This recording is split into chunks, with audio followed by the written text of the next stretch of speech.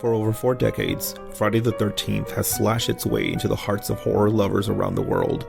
From the first kill at Camp Crystal Lake to the dynamic duo of Freddy vs. Jason, we're taking a turn this Friday the 13th to talk about our favorite movies from the franchise.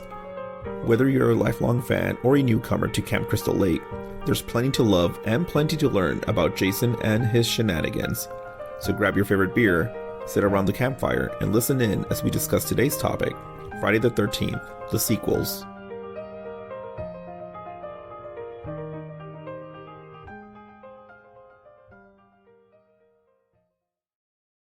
Hello everybody and welcome back to the Itty Bitty Horror Podcast. My name is Luis and I am your host. If you are joining us for the first time, then welcome. In this podcast we offer our itty bitty opinions on horror films, real life ghost stories, and of course, anything unexplained. From time to time we have special guests on the podcast with some knowledge of the day's topics or are just here to share their itty bitty opinions. I want to wish you all a happy Friday the 13th once again and hope you're having a wonderful December so far. As you know, today is Jason's Day, so make sure to leave a Pamela Voorhees shrine out for Jason to find you. Tim joins today's episode, and we're going to be sharing our top 2 sequels each. So he'll give 2, I'll give 2 for a total of 4, not including the first one. If you want to check out the first one, we did talk about Friday the 13th, the original, on episode 13, where Tim and I did a horror movie recap. The episode is called Friday the 13th, A Horror Legacy, so feel free to check that out. For those that are fans of the franchise, we've seen some real fun highs and some real unfortunate lows. Remember Jason going to space? Yeah, we may try to forget. But we're here to break that down for you with our favorite moments and some fun facts for the ones we love. So please help me welcome back to the podcast, Tim.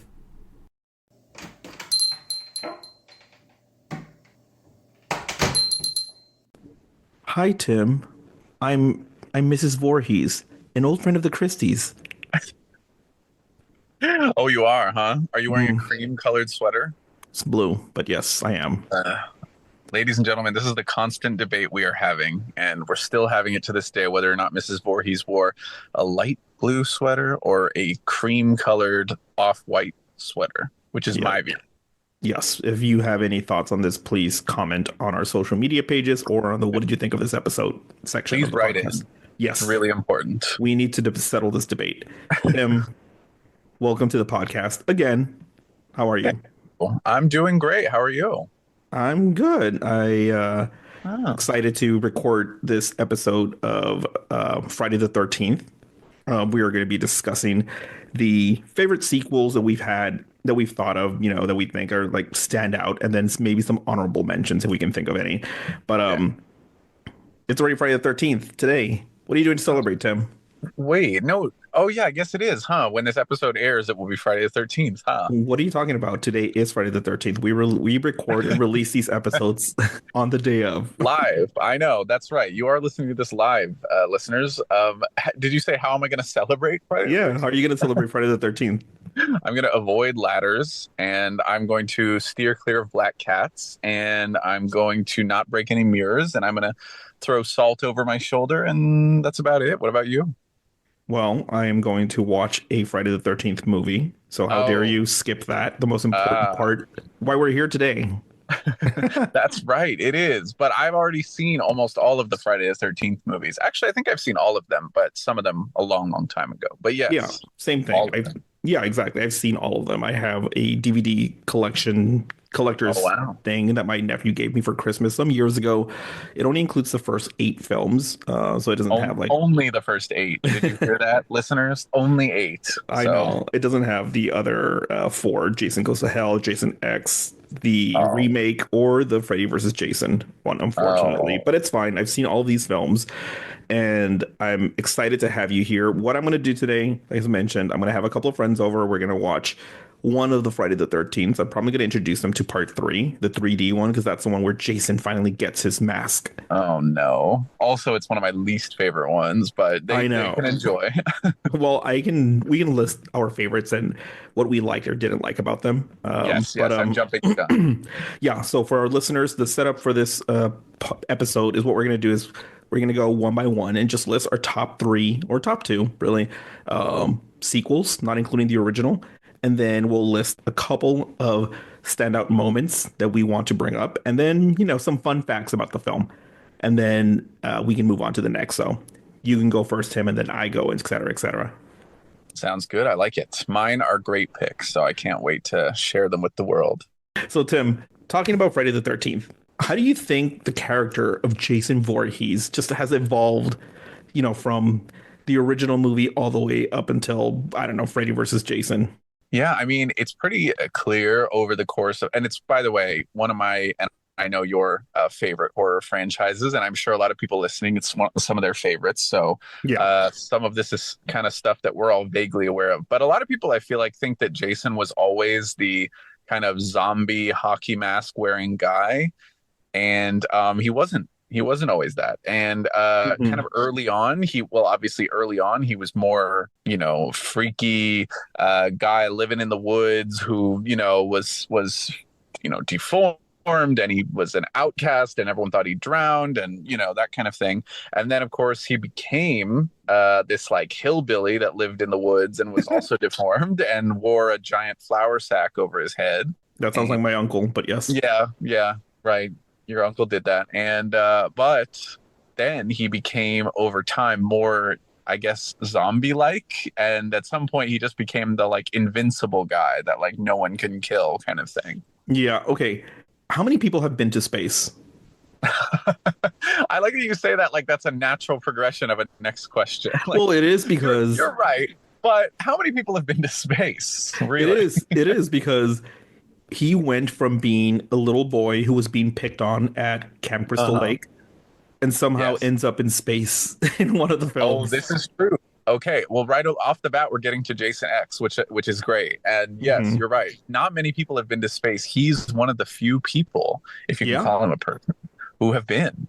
yeah. Him, Neil Armstrong, the other guy, Buzz The other, Aldrin. That's it. Yeah, I and was, some other and people. Brad Pitt apparently in And Brad Pitt. that movie. That shit. Actually, I should have gone with Matthew McConaughey in Interstellar.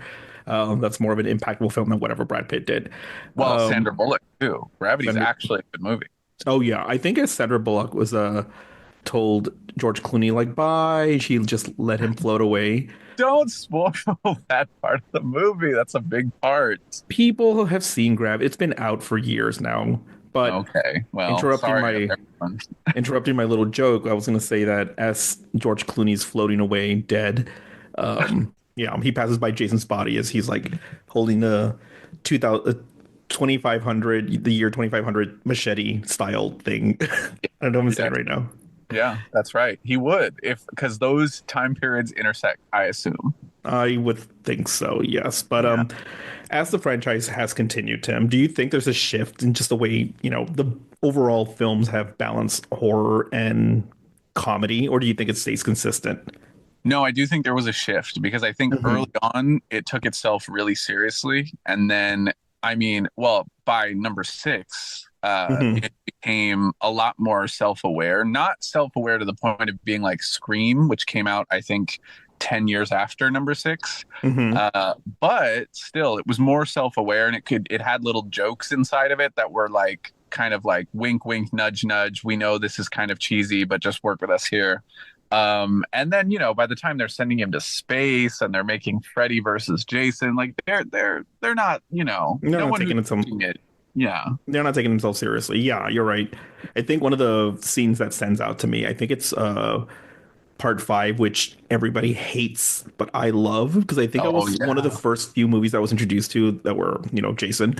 Hmm. There's these two guys dressed like bikers, but they're driving a car and they have the little greasy hair and everything. So you're thinking Hmm. like these guys were just pulled right from the 70s and or 60s cliche Grease Yeah. inspired Hmm. outfits, and they're there like I don't know, like making fun of each other, but teasing each other, but being like dickheads. And you're thinking like, okay, these deserve to die. Yeah. And it's just Not funny exactly what because, I'm thinking, but yeah, anyway. yeah. Well, when you're watching a slasher, there's always like some characters that you're like, okay, get rid of them. We're done. That's true. That is true. That's a Mhm. good. Yeah, but you're right. I think there was a shift for real. Like originally, it was straight up slasher, horror, etc. And Uh-huh. essentially, it did start to include a little bit more comedy, which is, I don't know, maybe it made it stay relevant for Yeah, such a long time. I think so. Because in the end, it starts to, I mean, when you're making like part two, it's like, okay, part three, part five. I mean, especially because part six is called Jason Lives because it came Hmm. after uh, Friday the 13th, part four, the final Friday, Yeah. and Apparently it clearly, wasn't. yeah. So, it's one of those things where it's like, I feel like they had to sort of start joking about things because otherwise, how could you possibly like, you're presenting this thing to the audiences and they're watching it and they're going to be laughing at you. So you might as well be in on the joke with them, kind of thing, Yeah. Yeah, that makes sense. So I know that the overall, like these films, they shift directions a few times, right? But what do you think, like towards the later films, like what do you think they were trying to do? Like you just mentioned a little bit about this, like, they knew that the audience was aware of how maybe crappy, campy, dumb Yeah. these films were. What do you think they were trying to do when they said like, okay, we're done with part six, let's do another one? Like, what do you think was in their minds that I they think decided to do this? I think there was a dollar sign in one of their eyes and a dollar sign in the other eye. That was basically it, right? That was the Yeah. motivation. They were I just mean, like, literally, truly. I'm sure they would say the same thing. Like, I think if you asked the producers of the movie, like, why did you want to make this? They'd be like, oh, for the art. But, come on. well, lucky for you, we actually have the producer of Friday the 13th, Part 7 here Oh, next to me. Hello, oh, hello, sir. hello. What is your name and why did you make the movie? Well, I don't know. We wanted money, so Tim is right. Is Um, that Crazy Ralph? yeah. So the last question I have for you before we go into like what are our favorite films, etc. So, as the movies start to progress, we see a lot of different settings, right? We see campgrounds, we see urban areas, and even space. Yes, Do the you think final it frontier. Oh, the sorry, go final ahead. frontier? No, you're right. But how important do you think the setting was overall for any of these Friday the 13th? Like, does the location really change or affect how the story is told? Or do you think it's just like people are there for Jason and maybe they just wanted something different, something new? No, I think you're right. I think that the setting does change how it's told. And honestly, it's less scary. I Hmm. mean, let's all be honest here. Like, I mean, you and Hmm. I enjoy camp. We enjoy a good, bad movie. You know what I mean? Which is why Yeah. Jason X is a fun one. But, Yeah. like, realistically speaking here, like, it is more scary when it's in a camp and when you're not aware of what's about to happen, kind of thing. And when it feels kind of more creepy and real and, you relate more to the camp counselors kind of thing. That's when it's at its actual scariest. Yeah, no, I agree. I think changing the setting, they did for a couple of reasons. I mean, the first one that comes to mind is just, oh, let's do something different where we get more people excited about the fact that Jason does something different, quote unquote. In Uh-huh. reality, he's doing the exact same shit. So they take him Right. to Manhattan, but he doesn't really spend much time in Manhattan. But hey, we get to No. see Jason going through a subway and pushing this a woman to the side of the subway. Like, get the fuck out of the way. Yeah. Um, And what noise does she make when he pushes her out of the way and she sees him? no, what does she make? I don't know. No, that's exactly it. She does. Oh.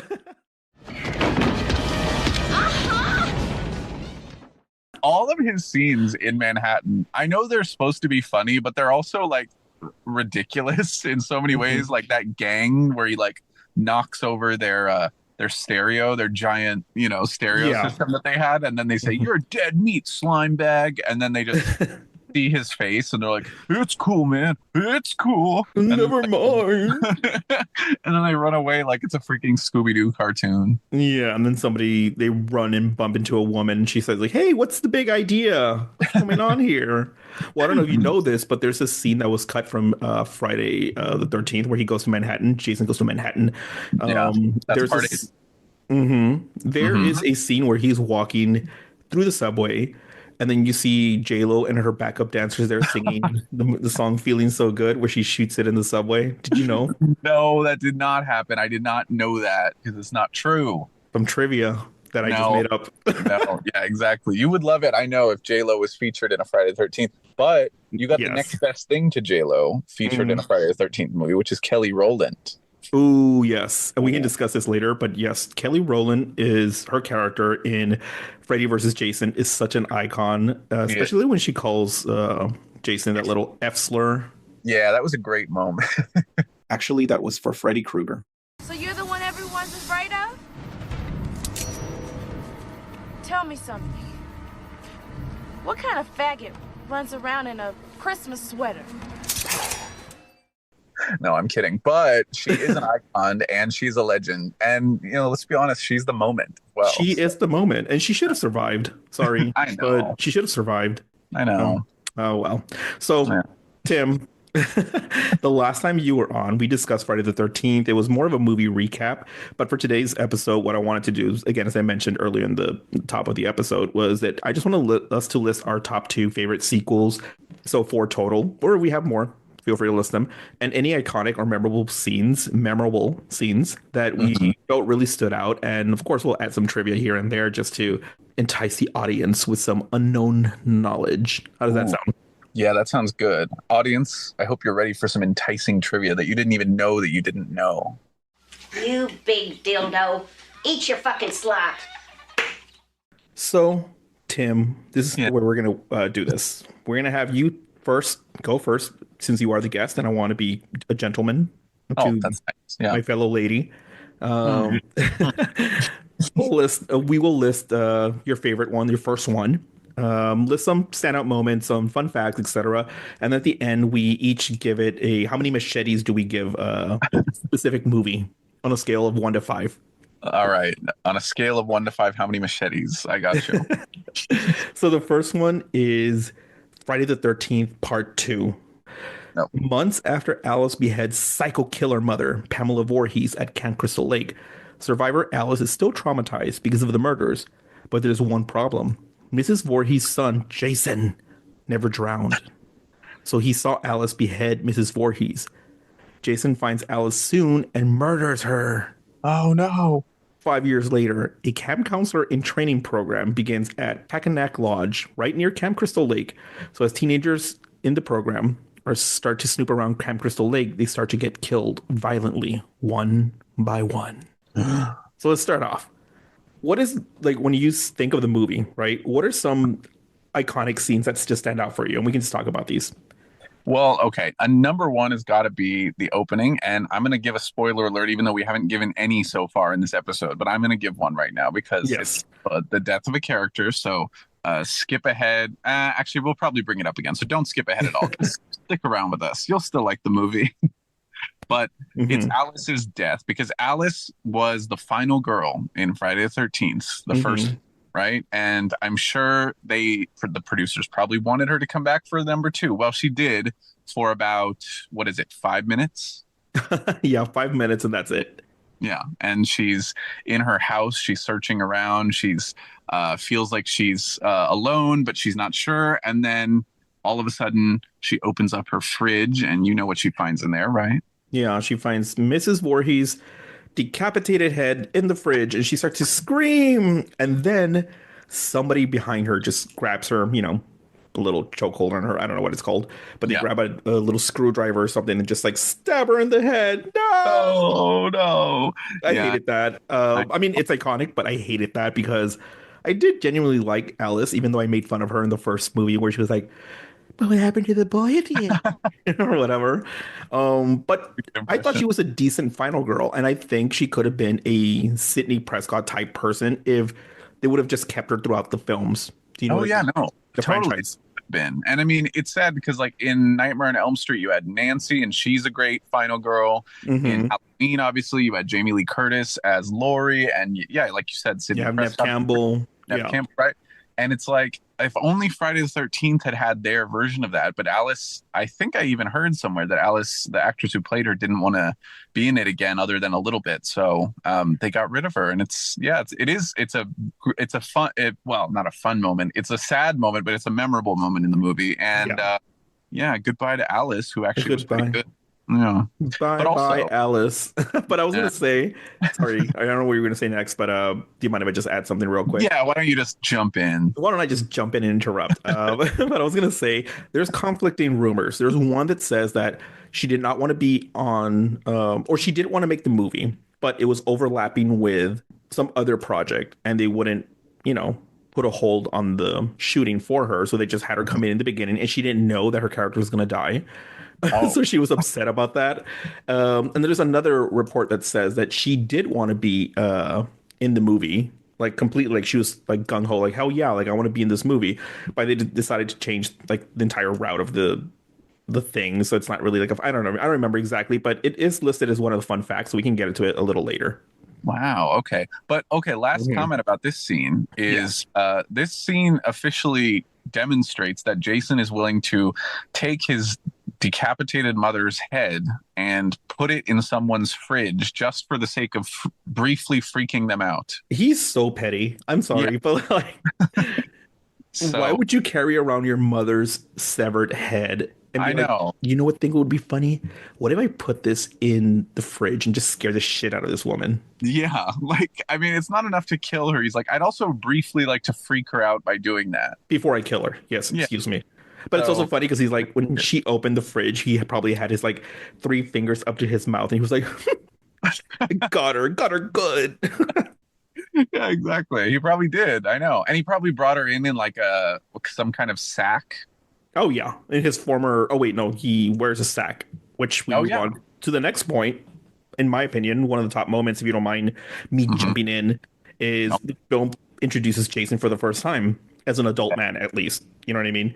yeah. And he's wearing a burlap sack over his head with one hole where he can only peek out of. How can you even see with And one? why did he cut two holes? At least two holes. Come on, like, or If like, you have the wherewithal to plant your mom's head in a fridge to freak someone out, I'm sure you can cut another hole. yeah, it doesn't make any sense. Like, if I were Jason and I wanted to wear something spooky, Hmm. I mean, his face is pretty fucked up. Just do that. Yeah, honestly, just walk I mean, around with that. He's like, uh, oh no, I want to be really freaky. I want to put a mask on. It's like, yeah, yeah, okay. yeah, makes sense. What's another standout moment for you for part two? I gotta say, it's one of the most I guess politically incorrect death that happens in the whole franchise because Okay. it's the death of a guy who's he's a pretty good looking guy, I would say, right? The guy in the Mhm. movie. Yeah, And he's in a wheelchair and he's pushed down the stairs when his face is hacked into with a machete. yeah, Yeah. yeah. It's really messed up. I mean, not because, well, okay.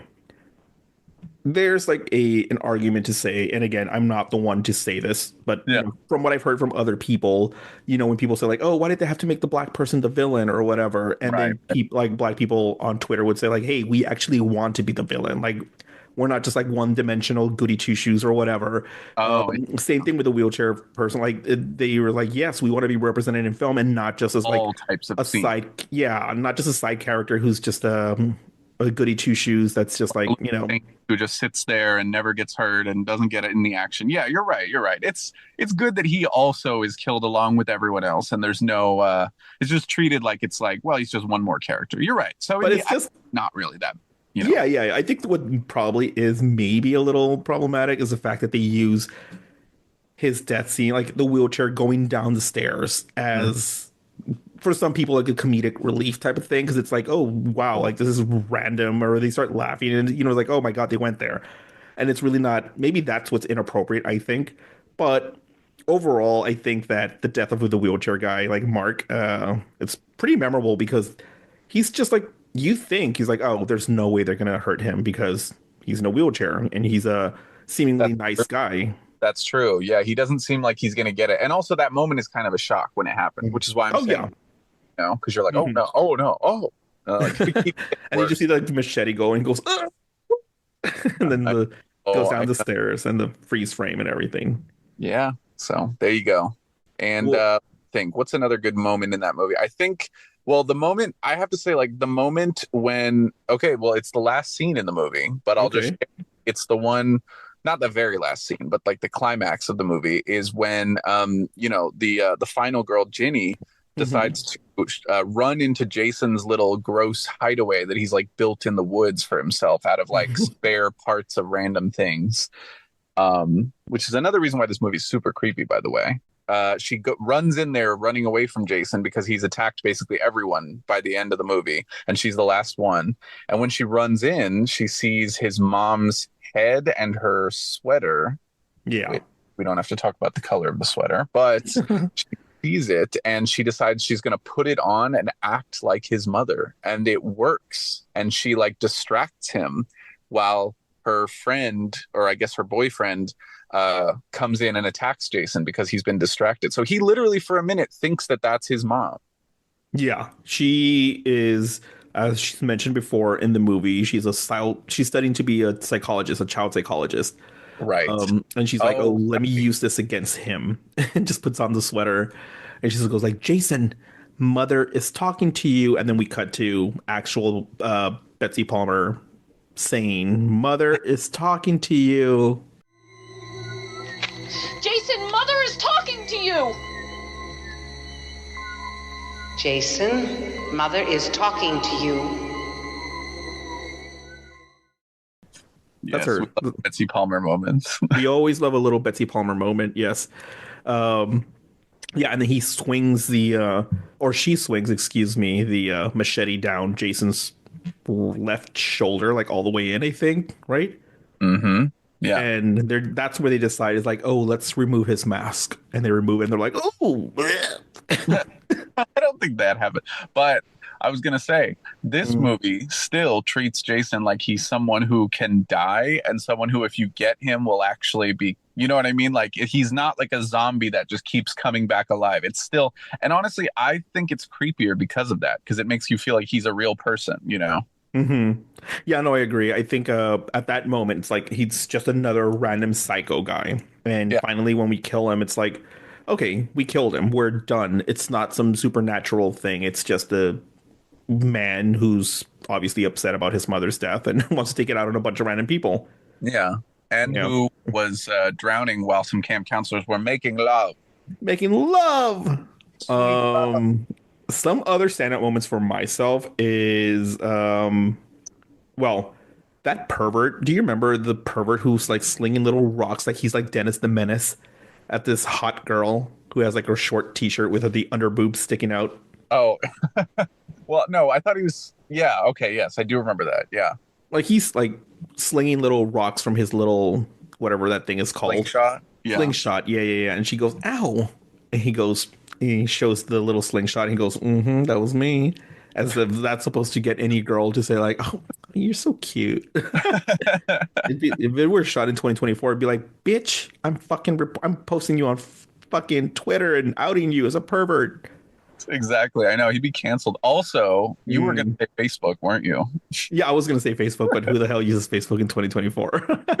I know. Well, for sure. Yeah. Yeah. Yeah, use it for groups. But But anyway. also, we didn't even mention the fact that your bestie, Crazy Ralph, is dead, Tim. That's right. He dies in this movie. Which, by the way, Dies. actually, that the part of the reason I don't mention that is because I'm actually mad at the movie for that. Because I would like Ralph to have appeared in like every one of the movies. Yeah, he could have just been like, "Here I go again." He's in fucking space too. Somehow he makes it up there. And he's like, Somehow. "Listen, I was stowing away because I saw that they froze Jason and I wanted to be frozen with him. And I just want to mention to you that it'll be the end of you." And they're like, Satellite has a death curse. how did you get into the space shuttle? Somebody kick him out. I don't know how you can kick somebody out of space, but And then his face. well, unless just you're George Clooney. explodes. Huh? Unless you're George Clooney, then you can get kicked out into space. Oh. All right. Okay. Movie. Iconic. Amazing. Yes. Gives me all the feels. Does. Out of 5 machetes, Tim, what do you give it? I give it 4.5 machetes. Ooh, that's pretty high. That's pretty high, I know. Well, it's because it's honestly probably my favorite of the Friday the 13th movies. I mean, I guess, well, the first one's probably the best, but I always feel like, you know, you can't really say a sequel's better than the original unless it's like really, really better than the original. Yeah, like The Godfather or Well, see, I don't even believe that. I don't think that's true, but I do. I don't know. I've only heard that. I've never even seen the Godfather films. Oh, you're gonna see those. Well, I was gonna say the what's it called? Cut out this brief moment of me not thinking of a movie. No, I'm gonna leave it in. Oh, good. Thank you. No, Terminator 2. That's what I was going to say. I think that one is the best of the Terminator movies by far. Yeah. Well, they've said that about Toy Story and other films too. Toy Story 2. I mean, again, I don't remember, but yeah, you're right. Well, okay. But so in this case, you're saying that part 2 is much better than part 1 for you. No, not much better. I actually think part 1 is probably my favorite. I'm going to say that officially. Part 1's my favorite. This one will be 4.5 machetes. The only reason not 5 machetes is because I think they made a mistake killing off Crazy Ralph. Yeah. I would give it 4 machetes. out of 5. I think it's a really fun film. It does continue the story of, basically Jason trying to avenge his mother. What Right, right. loses that one machete is the fact that they don't explain, okay, why has he been in the woods his whole adult life? Yeah. Like he drowned or quote unquote drowned. Does that mean that he was like, oh my God, let me, and then like swam up and it's like, oh my God, I didn't drown. Okay, this is the perfect excuse to go into the woods and live there forever. Like it doesn't make any sense. It makes total sense. He just got up and was like, "No one's here. I guess I'll go live in the woods for all of my life." Yeah, but essentially, like if you love your mom so much, you're carrying her head around with you, like Mhm. wouldn't you like give her some peace and be like, hey mom, I'm actually okay. Maybe we shouldn't come here to camp because these camp counselors are scissoring as I'm waiting to be saved. You know what I That mean? did not happen in these movies, as far as I can recall. No, but But that's what I'm saying. Like, it just doesn't make any sense. I don't like that they didn't explain that. Also, didn't like that they killed Alice. So yeah, that you're that was right. that was not a cute move. No. Although the one part that I did like um is this nerdy, cute, skinny guy Uh-huh. is like who pranks like two of the camp counselors in the beginning by towing their truck. And then he's like, ha, ha, ha, I got you guys. I think he's cute. So I'm gonna Okay. give this 4 machetes. Okay, nice. That's nice of you. And yeah, I was also gonna say, speaking of another plot hole I thought in this movie, and tell me if I'm wrong about this, but if Hmm. Jason didn't actually drown, that means that his mom has been harboring that grudge for years, and he never like went back to her and told her, "Hey, actually, I didn't drown. I'm fine. Hello. I'm fine." Yoo-hoo. Yeah, you like about that because that's when the killings first happened was in the 1950s, right? Hmm. So, it's like what, how many years later? Decades. And he like never thought to like let her know. But then of course when she dies, he like finds her head. Like, I don't know. You know what I mean? There's Yeah. something not right about No, that. no, totally. Yeah, it doesn't make any sense. Yeah. Well, still four But and a half machetes. It was a fun ride. yeah, so I listed some fun facts from IMDb. So take them with a grain of salt because I think they can be submitted by random people, but some people do cite it, kind of like Wikipedia, I guess. Yeah. Um, let's see. According to co-producer Dennis Stewart Murphy, the idea to have Jason wear a burlap sack over his head in part 2 came from this costume designer who figured it was the type of readily available item Jason could conceivably and easily procure or find. Yeah, that's true. I mean, that's why I like it too, because it really feels like, yeah, he's like a hillbilly, like hills have eyes kind of creature living out there, and he like finds a sack and he puts it over his head. Yeah. And it's creepy. It's a creepy look. Yeah, it's also very inspired from what is it called? That show, the movie, The Town That's Dreaded Sundown or something. Oh, I don't know about that. Yeah. Well, another one that I can read here is following the release of Friday the 13th, 1980, which was the first one, Adrienne King had numerous encounters with an obsessive fan, which escalated into a stalker case, and she chose to retire from acting after this film. And that was the Adrienne King, that's Alice, right? That's Alice, yeah. Well, it's no wonder she quit in part. We have psychos like that. Yeah, she later returned to the profession in 2010 with the film Psychic Experiment. God. That's another thing we don't even Hmm. think of. The fact that like these actresses that are playing the final girls in these movies are honestly probably, they're probably like the biggest target for that kind of person. Yeah. Oh, I would think. 100%. Yeah. Yeah. People just get obsessed. Another fun fact it says here Amy Steele, who played Ginny in part 2, has stated that she found shooting the window scene, at the end where she's like, come here, Muffin, or whatever the dog's name is, and then Oh Jason yeah. jumps through the window. She found it very difficult to shoot that scene. It says here that the shot required 3 takes, and her frightened reaction is genuine because the shot was in slow motion. A high speed camera was used, and every time she heard the film start running, she would tense up and get scared. Oh, that's kind of sad. I know, right? Like, if she's like rewatching the movie because her kids are like, Mom, you were in this movie. We want to show our friends. She's like, oh, God, the drama, the drama. Um, Okay, I'll read one. Yeah, go ahead. Betsy Palmer was very surprised to be asked back for a cameo appearance, which we talked about already when she comes in the flashback Mhm. that Jason sees by the director. As she assumed that Jason was dead, she filmed her lines in half a day, and a new mock-up of her head was created by the makeup effects team. She claims she has never seen the final film itself. That's pretty iconic. He's like, yeah, I shot a couple of scenes. I'm not gonna watch that fucking shit.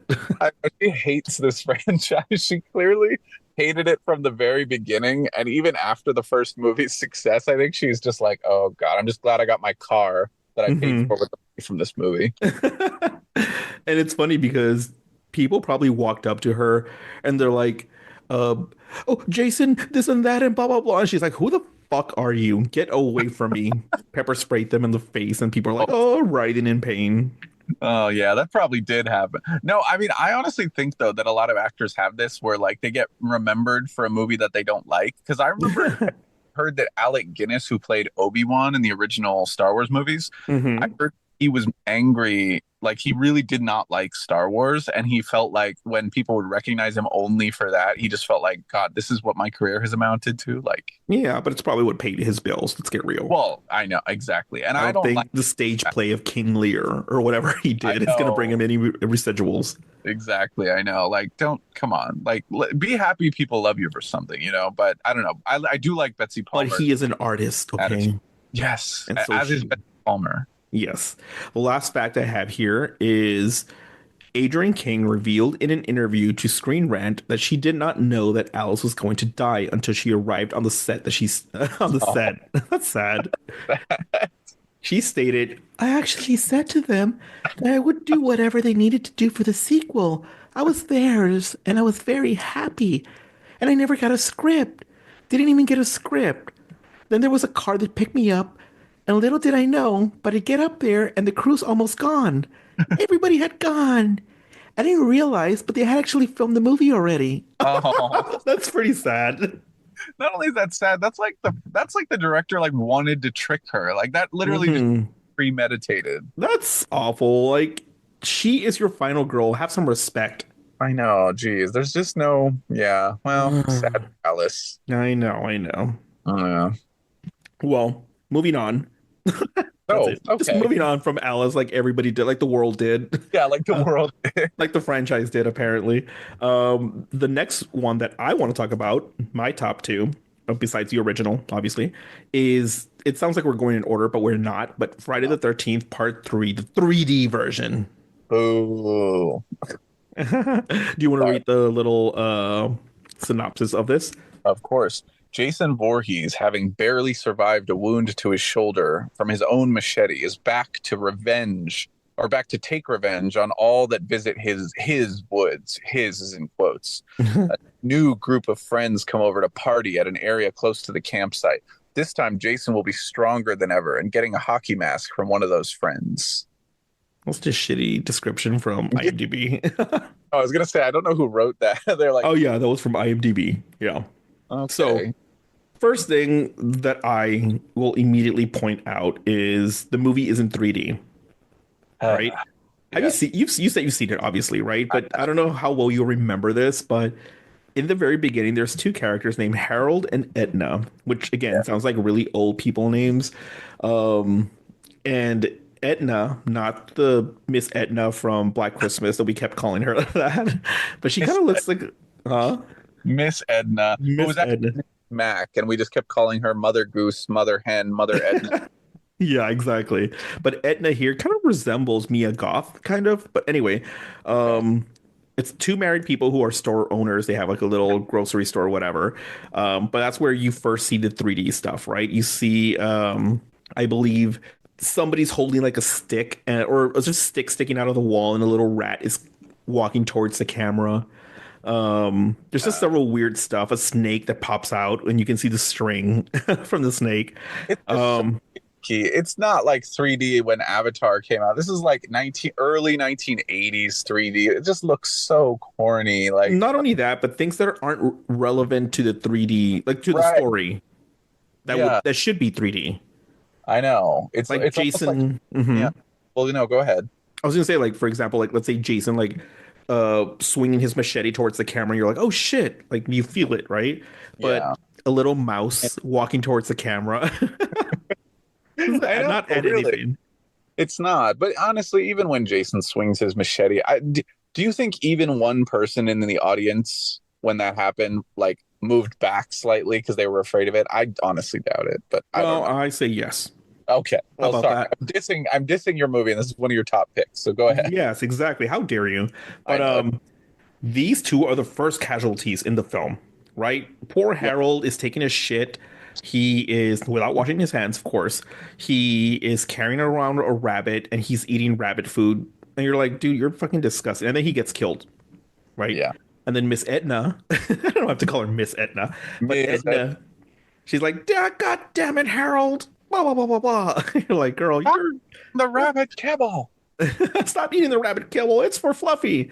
And then you're thinking like, oh, she's gonna die here. She's gonna die, and she doesn't. And then I think she's like against the wall, and you just see Jason's hand go through the wall, hold her mouth closed, and then stick a fucking rod through her neck. And that is the end of Harold and Etna. Those are the two first things that come to mind.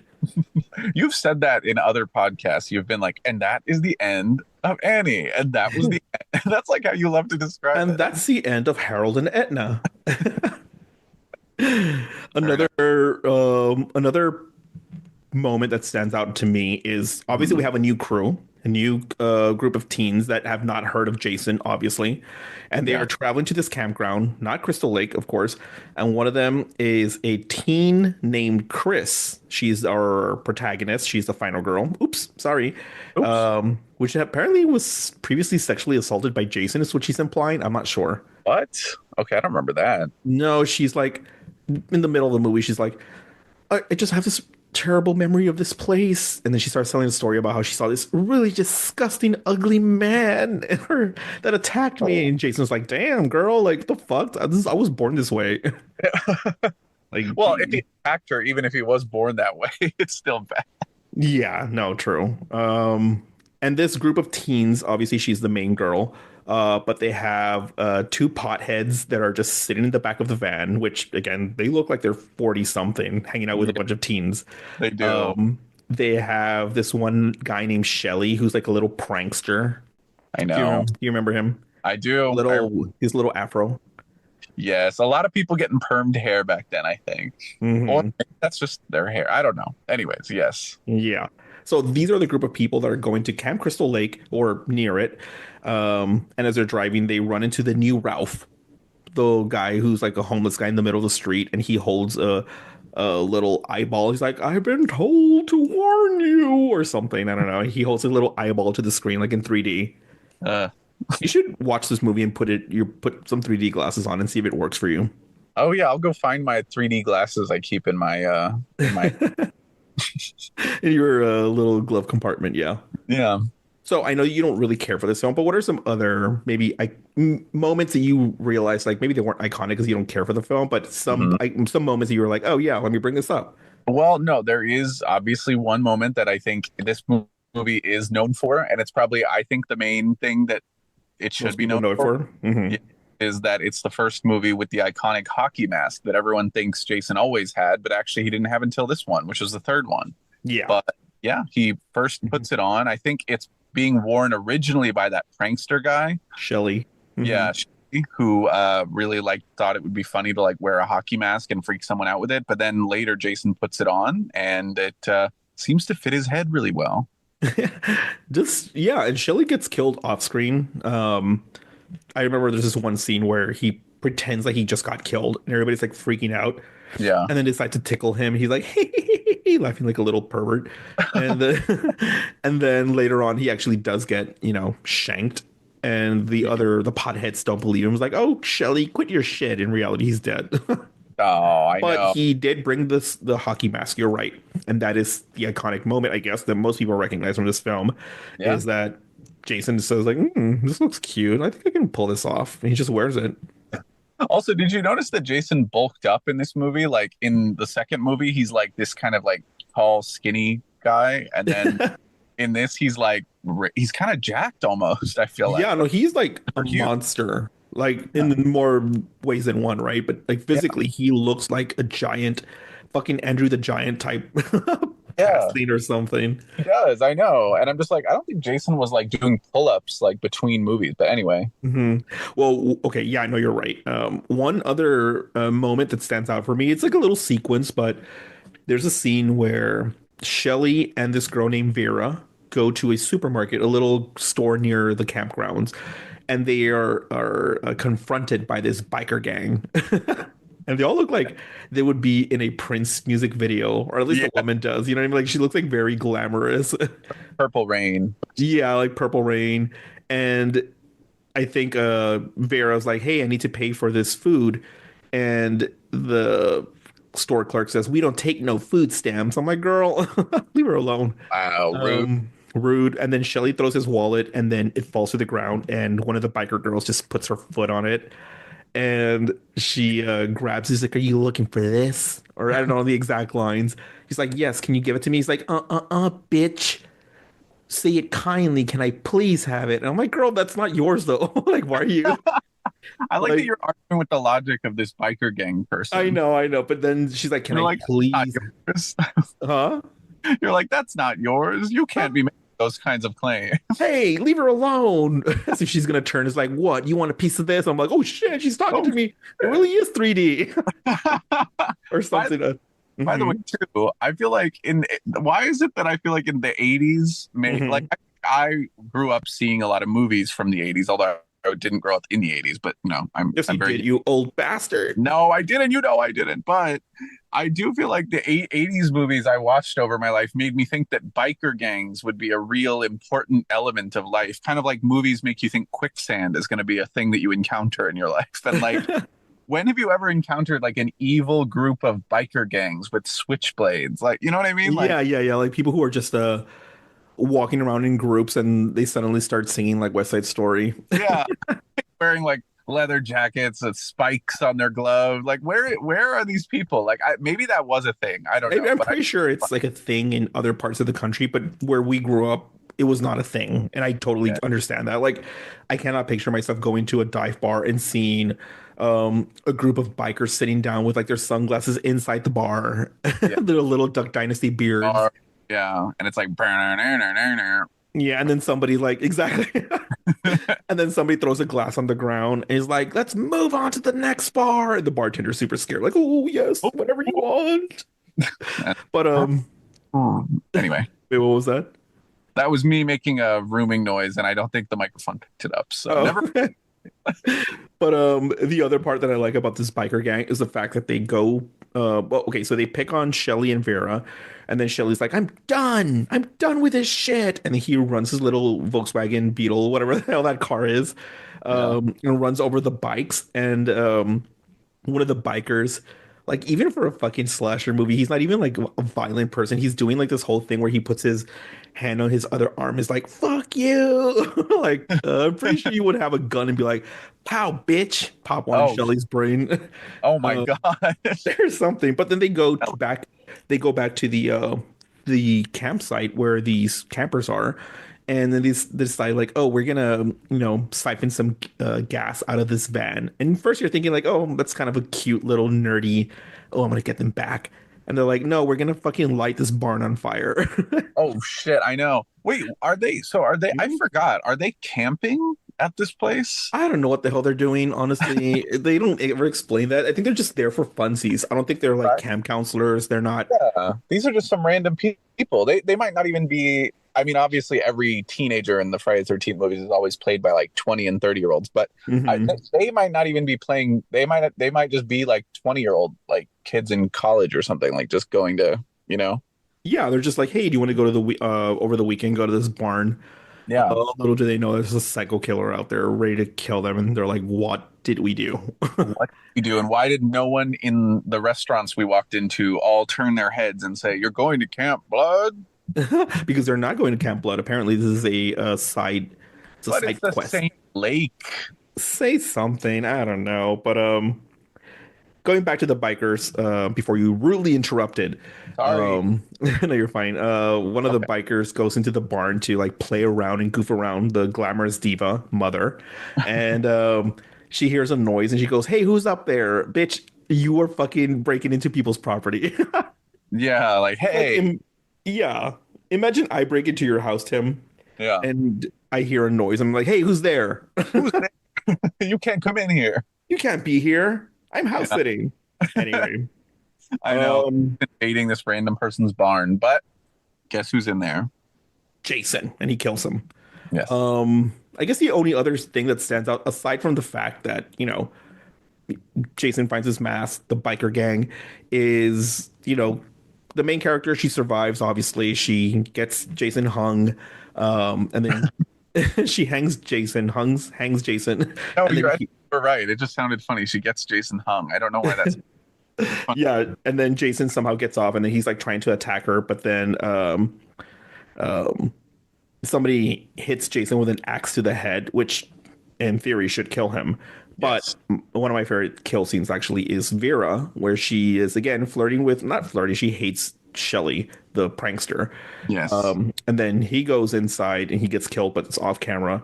But she is just like looking at his wallet again, rude, like, come on. And then she accidentally drops it in the water, so she tries to grab it.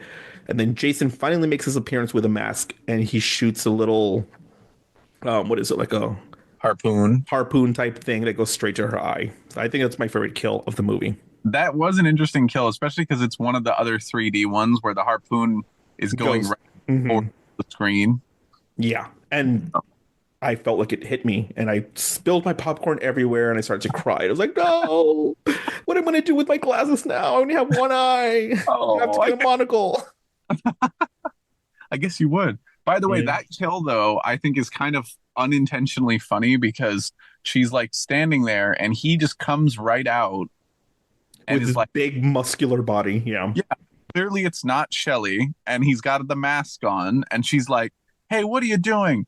Cut that out. That's not funny." And he's like aiming the gun at her in this way that, I'm sorry, it's not like a surprise. Like he literally is like holding it up slowly, and she's like, "Cut that out, will ya?" And I'm just like, come He's like on. Shelly's like 5'3", Yeah, I and know. this Jason is like 6'12".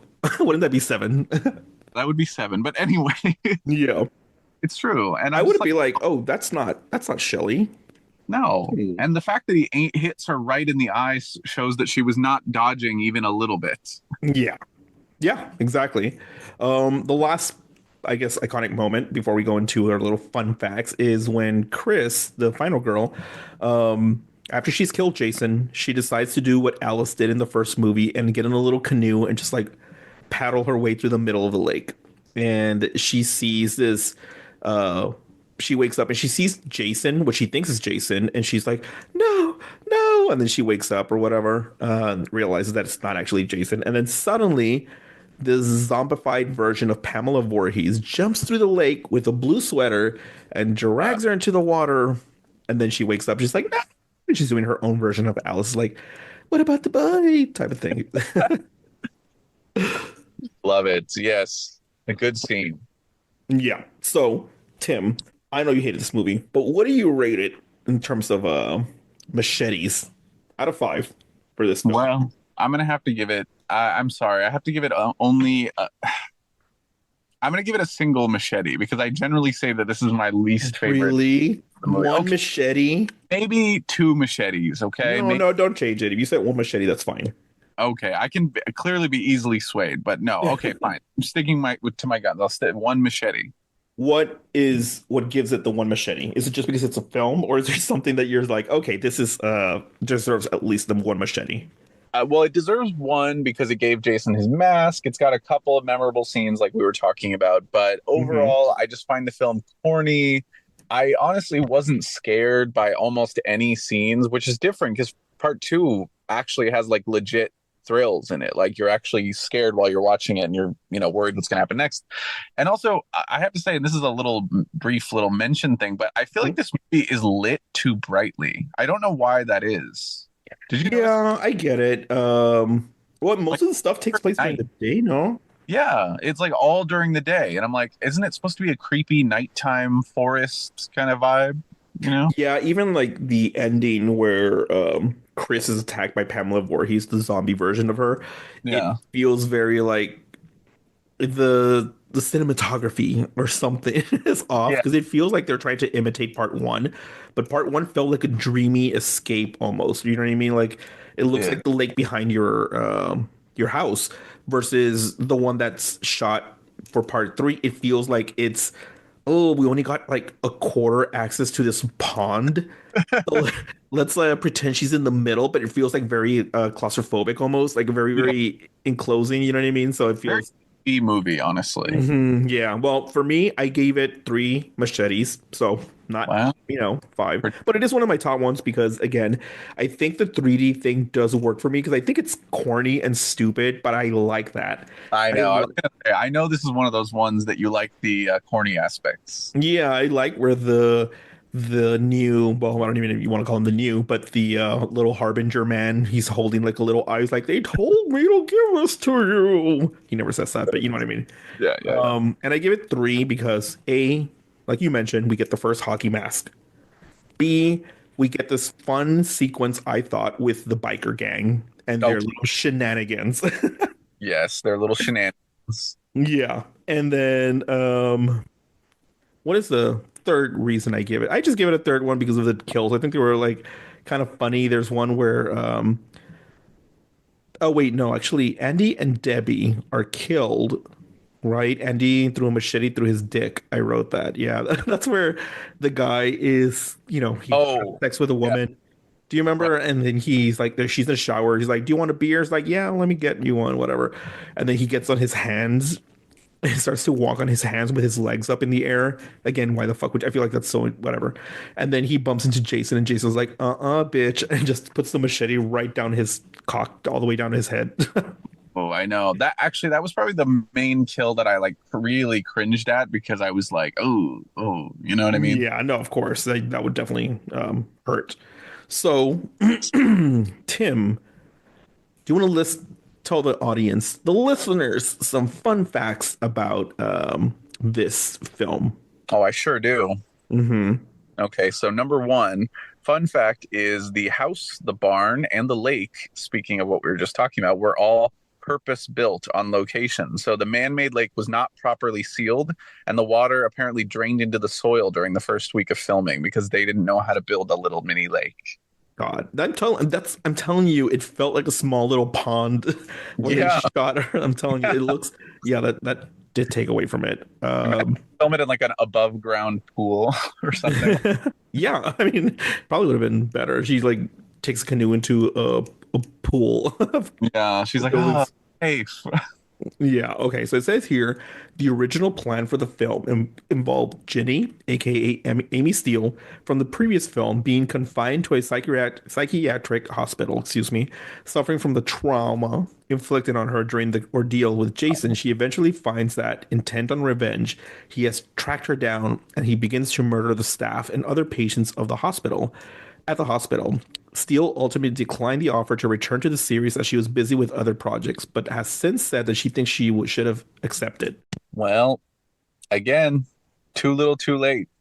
Yeah, I think it's the same thing, unfortunately, that so did Alice had to go through, or the actress who played Alice, excuse me, where they said like, "Oh, I don't know if I want to be in the sequel, or maybe I do, but only for a little, or whatever." And now she regrets it because she could have been, again, second chance. She could have been the new Sydney Prescott. Well, I know she came later, but you know what I mean. She could have been the consistent final girl. I know, but it honestly might not have worked anyway because this was a sequel. It's like, Hmm.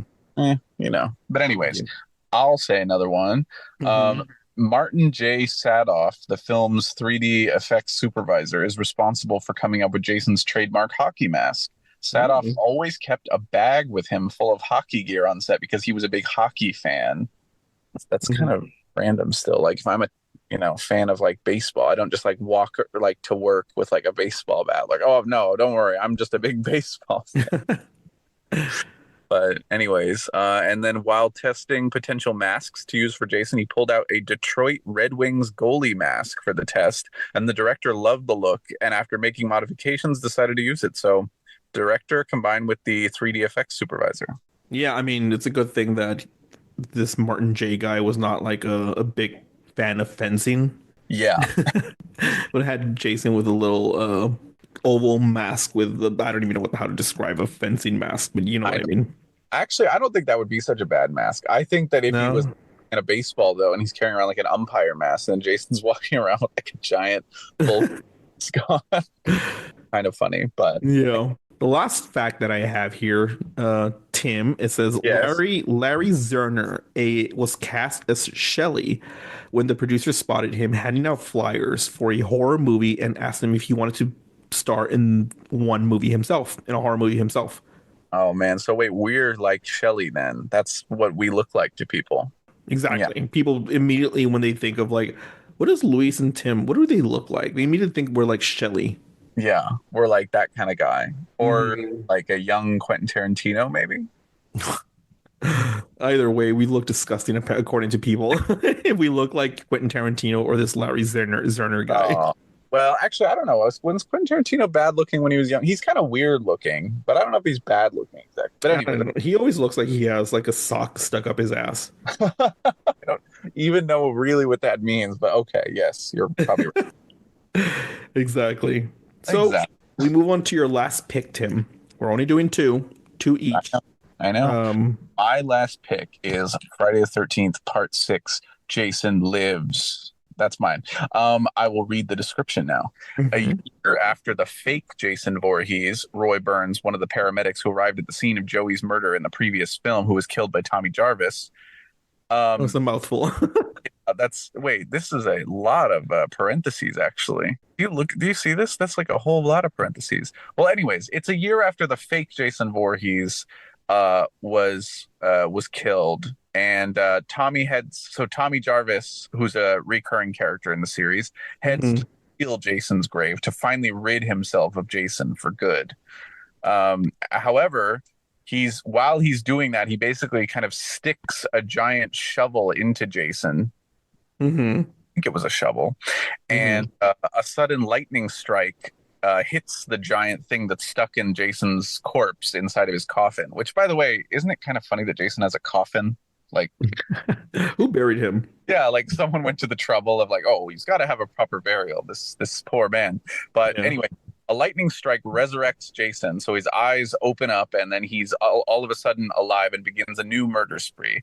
Returning to Camp Crystal Lake, which is now known as Camp Forest Green. That's good. Uh, Mhm. Tommy initially tries to warn the local police, but to no avail, as he's viewed as insane, which is basically every character in every horror movie who tries to tell the authorities anything. Of course. And though it's now up to Tommy to stop Jason all by himself, this time with the police hunting him down as well. Dun dun Dun, dun. dun, dun. And it's the first time where the series really got a little bit more self-aware. Yeah. In what sense? Well, Jason's a zombie. I mean, it's like in the previous movies, he's still like I would say, correct me if I'm wrong here. I would say part 1 through 4, or I guess 5, but you know what I mean. The ones where Hmm. Jason's real. Jason is kind of supposed to be a real person. Although I think even by part 3, he was kind of becoming zombie-like because how is he surviving all these things, you know? Yeah. But I feel like part 6, he literally gets resurrected by lightning. Like he's, that's just supernatural. That's not Yeah. they're trying to make it a realistic serial killer type of slasher movie. It's like, no, he's a zombie. He just got resurrected. And so it's self-aware in that way. And then in the very beginning scene when he gets resurrected, it happens, he comes alive, and all of a sudden the camera zooms into his eyeball, and then it shows a little mini version of him slashing with the titles rolling, so it makes him look like James Bond. Yeah. This is like Frankenstein's monster, obviously. Yeah, and the whole James Bond reference is very, very like, come on. I know, Maybe I they know. were trying to borrow some ideas from Freddy Krueger because didn't he get to be a bit of a clown after a bit? Yeah, well, that's the beauty of the Nightmare on Elm Street movies. They were always a little bit campy, I feel Yeah, like. yeah. He was always like a little jokester with his like he was always playing around with his kill or whatever. Exactly. So maybe they were a little bit influenced by that. I don't know. Yeah. What are some standout moments for you? I would say, well, obviously that scene that we just talked about is a big one. Yeah. So yeah, one scene I would say would be when Tommy tries to show the sheriff the open grave that he saw that Mhm. night as proof of Jason returning. But Look here. And the sheriff's like, ah, you motherfucker. I know the authorities literally always think everything is a joke. I mean, like, when do they not? Like, when is a movie where like a slasher film where they go to the authorities, they tell the police, they're like, "Oh my God, there's a guy there," and they don't say, "Hey, is this a prank? Like, or is this a crank call?" I You know? know, right? They never say like, what? There's a leprechaun chasing you in the hood. Let me go out there and investigate. They Yeah, never like do that. they don't. They're never like, "Oh no, really? Okay, I'll go right out." Like they just don't ever do that. But Yeah. anyway. The groundskeeper apparently filled the grave so that he wouldn't get in trouble because he was drunk that night and did not want to get in trouble for an open grave. So, But it's funny because that's when he killed Tommy's friend, that Hawk guy, right? And the groundskeeper was like, somebody dug up his grave, the body is missing, and there's a dead guy here. I'm just gonna bury this guy." Like he didn't even yeah, I know. think about the fact that somebody was a random person was there dead. Yeah, no, he didn't really care to. I guess groundskeepers, good ones are hard to come by. I don't know. But, anyways, so Hmm. that's an interesting moment. And I mean, a lot of the movie, I have to say, just has these little funny moments. There's another moment where there's a bunch of guys who are in the campground area who are doing a paintball kind of war. Oh yeah, yeah, yeah, yeah. Hmm. Yeah, and there's just like a scene where someone gets kind of killed up against a tree, and then there's like a little red smiley face on the tree, and it's like it's just one of those weird things that this movie just all of a sudden decided it would go a little wacky with, you know. Yeah. Um, Wait, was that part six? yeah, that was part six. Okay, well, I mean, there's a scene where is it the one where like some nerdy guy? See, I don't remember. I barely remember, but some nerdy guy is like thinks that he survives and he starts to shoot, or he starts to shoot Jason. It's like just paintballs. Yes. And he looks like a little bit like what's his the bigger guy from Seinfeld who's now super skinny. Oh, Newman. New, Newman. He looks like a skinnier version of Newman. And he's like, oh, he shoots him, and then Jason's like looks down or whatever, and he walks towards him, and this guy's like, I was just joking. He didn't say that, but and then he gets his little comeuppance, of course. He does. He does. And also, there are, I would say, a lot of good kills in this movie, like a lot of interesting kills that happen. I was Mhm. that. I feel like people are going to be like, "What do you mean good kills?" But the Fun effects. kills, like for slashers. When we Yeah, say good kills, fun kills, we don't mean that. Oh, we're glad they died. The characters. We're just saying like this is a very creative way of yeah, getting somebody killed. yeah. Anyway, As um, we shift our eyes back and forth, like, oh. but yeah. So there's a lot of interesting moments like that, and I just feel like I like a lot of the humor that this movie has. It's kind of amusing. So another thing about this movie, which I like, is I feel like they really got a good look for Jason. I know this is kind of just a random point, but I feel like aesthetically speaking, I think Jason just looks coolest in this movie. He looks kind Mhm. of slimy and green, and I feel like they got his physique right. There was something weird about his physique in part three, I thought, and like in this, Mhm. like he's gotten into like peak Jason. I think this is like his best look, and the mask looks cool. The way Before he moves, that yeah, kind of. before Kane Hodder takes over the role or whatever, right? Yeah, because Kane Hodder is known for playing Jason because Kane Hodder had a really good kind of physique going for him as well, and he's known for like being one of the fan favorites, I think, of Jason actors. But And it's funny because he didn't come in to be Jason until like what, part seven or so. yeah, I think so. So that's too bad. I actually used to think Kane Hodder was in this movie too. So, but Mhm. anyways, Yeah, no worries. The one of the things that stands out to me is the fact that Tommy, in order to him for him to be like, okay, how do we kill Jason? How? Tell me. And oh, he cries and prays to God, please God, if you tell me how this happens, I'll be good. He never says this. But apparently he read a book on monsters and folklore. And it says here that he can be, Jason can be incapacitated by being trapped beneath the surface of the lake where he drowned. So they decide to take him back to the lake and trick him, or so, right? hmm Uh, and then they, there's another story about Megan and Tommy, being at the police station, etc. Blah, blah, blah, blah, whatever. But they make it to the lake, and Jason returns when he attacks them. And excuse me, they attack Jason. Jason ultimately recovers and kills all the cops or whatever they're chasing, Megan and Tommy. But Mhm. apparently Jason remembers Tommy and he abandons Megan because he's about to kill her. Right. He, wades out to the lake to get Tommy because Tommy's in the middle of the lake trying to get him to, drown or something again. I don't know. Okay. And they essentially they have this chain that's attached to a large boulder and they fight back and forth, etc. But suddenly Jason is, knocked down into the underwater. You know what I mean? Yeah. But as Tommy's trying to like get back to the surface after he's like, I don't know, taking Jason down, Jason grabs him by the foot and pulls him underwater. And Tommy loses conscious, but he survives apparently because Megan saves him. But I just think it's funny because there is a statue, an underground statue in some lake in Minnesota that has a real life, like a Jason sized figure Oh, underwater. oh, oh, that's kind of creepy, actually. Yeah, imagine if you don't know anything about the Friday the 13th films and you decide to go swim in a lake and you're like, you know what? I'm a deep diver type person, whatever.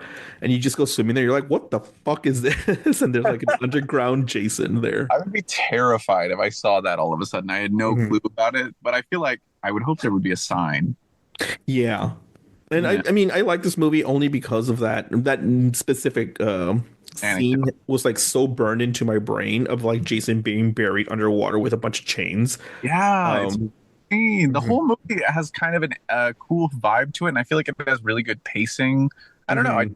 It's a cool, like, it's got this movie. I feel like is like well constructed. It doesn't feel like a cheap movie. It kind of feels like that, like someone who was making it was trying a little bit harder.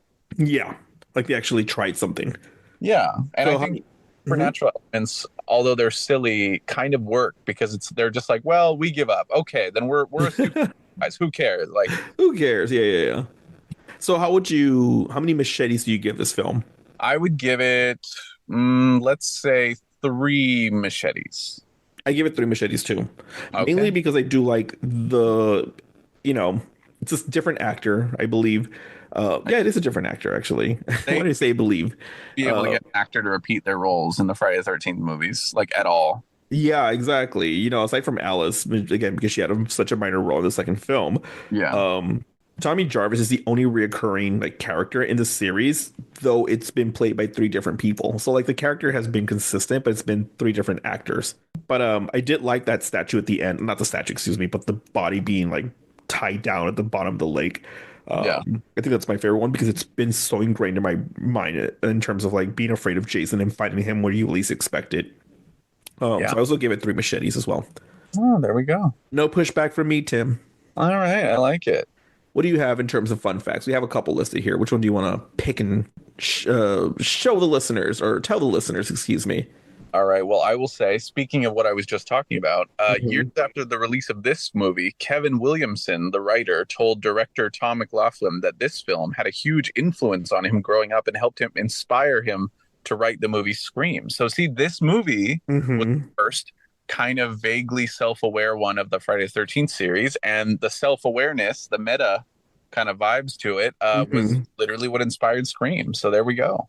Well, there you go. Maybe that's why it's one of your favorites because it does have that tie with Scream.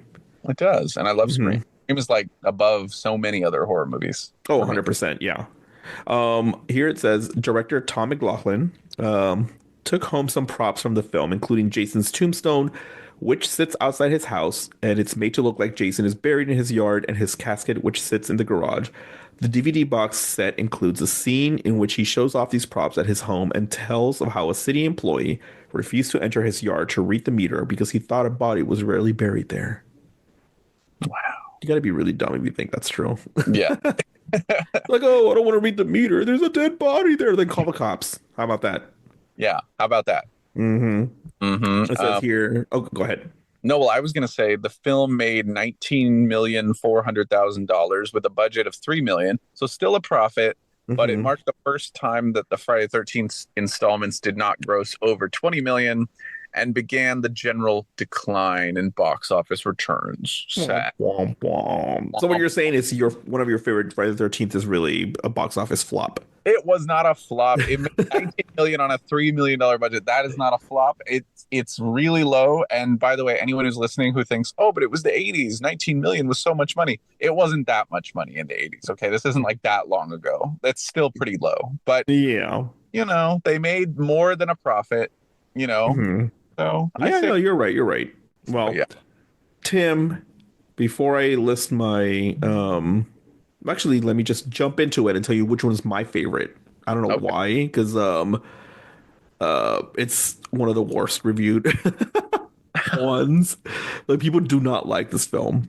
But I'll tell you why later. For mine, So I already know because we've talked about this. yes.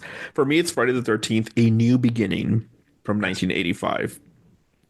5 years after killing the goalie hockey mask killer Jason Voorhees, Tommy Jarvis has grown up in various mental institutions, unable to get over the nightmares about Jason's return.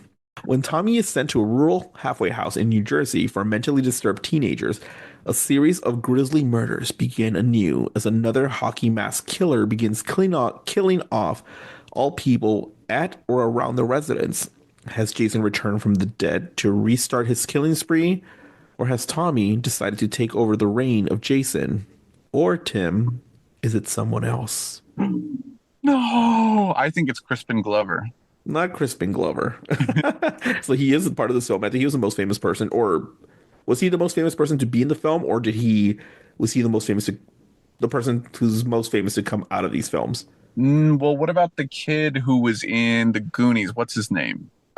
Yeah, Oh, little he's fuckface kid. I forget oh his my name. God, don't say I forgot his name. I don't know. well, anyways, yes, he's in the movie, but yeah, Crispin Glover's famous and infamous in this movie for his dance. Oh yeah. So we'll start off with what's one iconic scene that you remember from this, and it's his dancing, right? It is his dancing. Crispin Glover dancing. Crispin Glover is such a strange guy, but he's, interesting to watch on screen. He's most famous, of course, for being in the Back to the Future movies as Marty McFly's dad, who says, "You are my density." And in this movie, Crispin Glover basically just has a dance breakdown that happens. Yeah, it's so cringe as he's like dancing like a mix of a pterodactyl mixed with a flamingo or something. I don't know.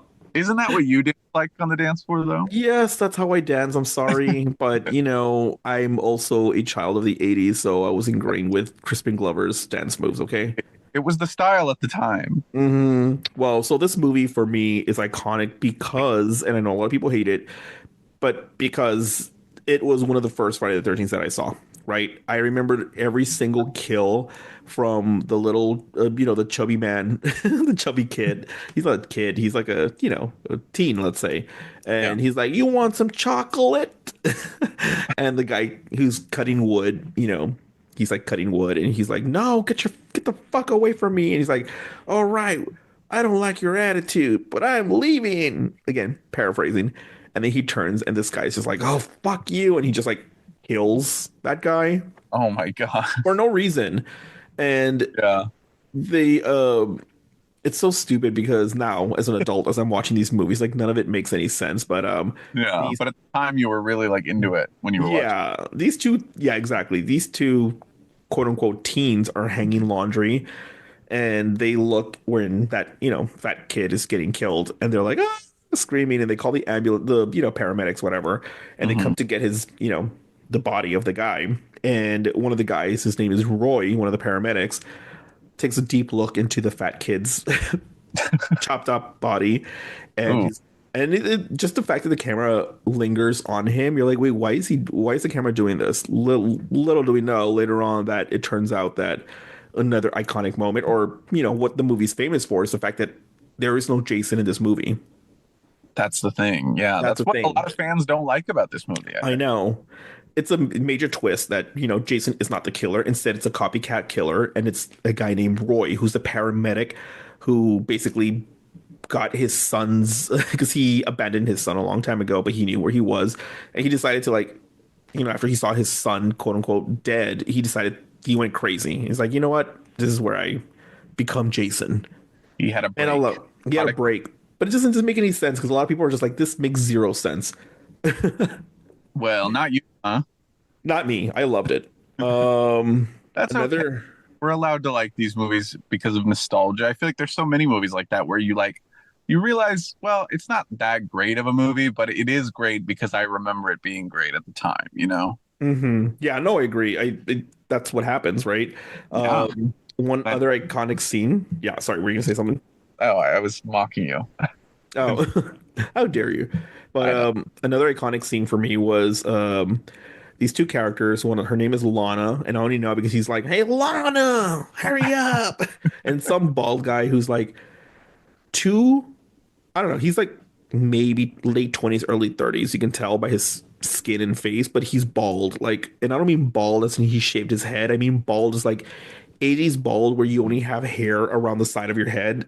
You're Yeah, bald on top. Huh? Like Phil Collins. Like Phil Collins, exactly. And this guy's like, Lana, hurry up.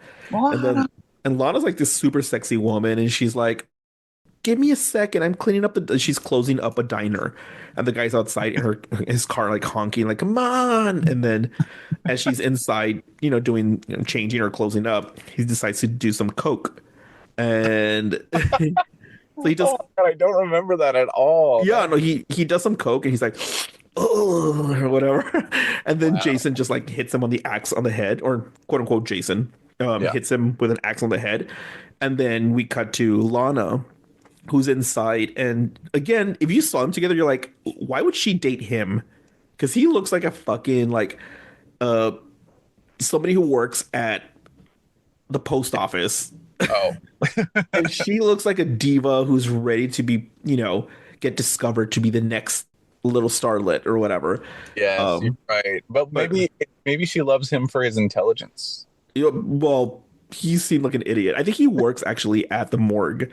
Oh, well, Yeah, in the movie, right? But she it's goes. job security. It is, yeah. I'm not dissing any jobs. Like You people are. have the jobs that they want. No, I'm saying that he looks like a loser.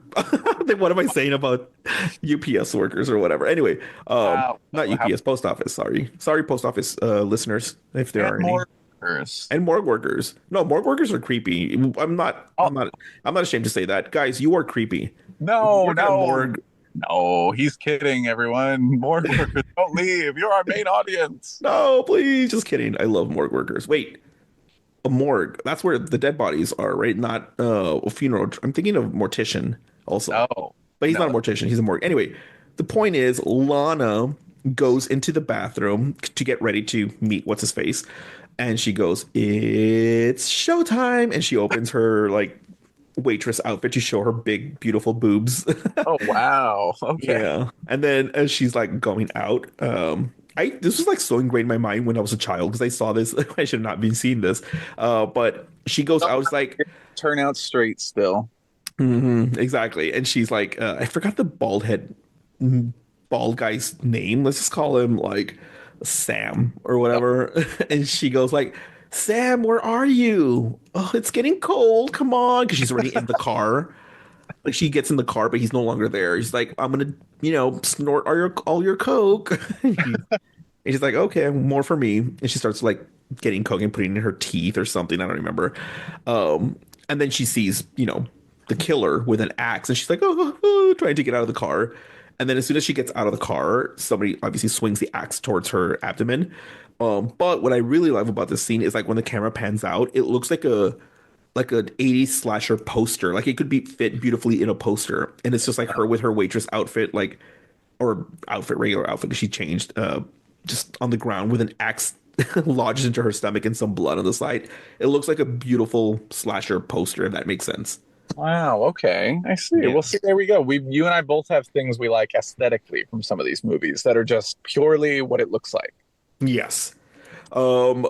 The story itself is pretty dumb. Again, the main character, Tommy, the people who live in the halfway house, the final girl, quote unquote. I think he's more of the final girl than she is because she doesn't really do much. But we're led to believe that Tommy's supposed to be Jason, right? Like he is the killer because there's so many ways that they could set it up. But I I'm not gonna go too much into it because the movie itself is pretty straightforward. They escape Jason, they survive, they kill him, whatever, blah blah. So I'm just gonna list the things that stand out to me. Okay. One of them is Reggie and his little bro Reggie eating enchiladas. Oh wait, was that Reggie? Was that his brother? I don't remember, but no, They were Reggie. enchiladas. That's the important part. Reggie is the kid. I forgot the brother's name. But the brother is eating enchiladas in a van with his girlfriend, and then he goes to take a shit because he's like, "Oh, these enchiladas are killing me." So he goes to take a shit, and then his girlfriend goes outside and shakes the little outhouse. You know what I mean? And he goes like, "Bitch, you better stop!" And then she starts to sing a song, and they start to sing a song with each other, like kind of a cute little moment. And then she stops I've singing. got you, babe. Definitely not that one. Oh, Hey, you okay? oh, some damn enchiladas. Oh, you gonna be all right? Oh, oh.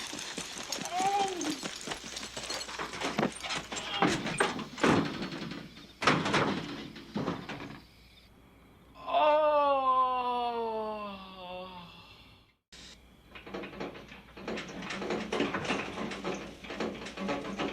Who's that? Stop it!